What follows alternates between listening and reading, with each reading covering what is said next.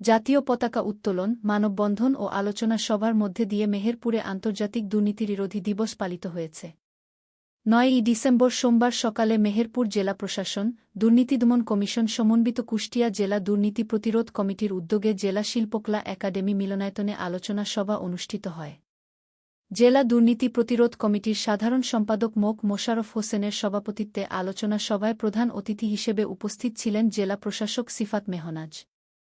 জেলা দুর্নীতি প্রতিরোধ কমিটির সদস্য নুরুল আহমেদের সঞ্চালনায় আলোচনা সভায় স্বাগত বক্তব্য রাখেন দুর্নীতি দমন কমিশন সমন্বিত কুষ্টিয়া অঞ্চলের সহকারী পরিচালক মো বুলবুল আহমেদ।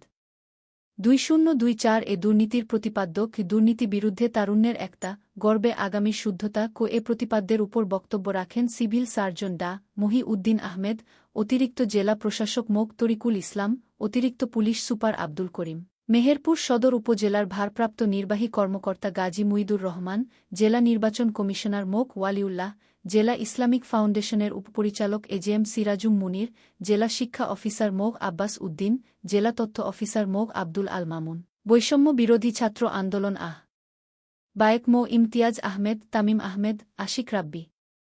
আলোচনার সভার পূর্বে আন্তর্জাতিক দুর্নীতিবিরোধী দিবস উপলক্ষে জেলা শিল্পকলা একাডেমির প্রাঙ্গণে জাতীয় সংগীতের সুরে তাল মিলিয়ে জাতীয় পতাকা ও দুর্নীতি দমন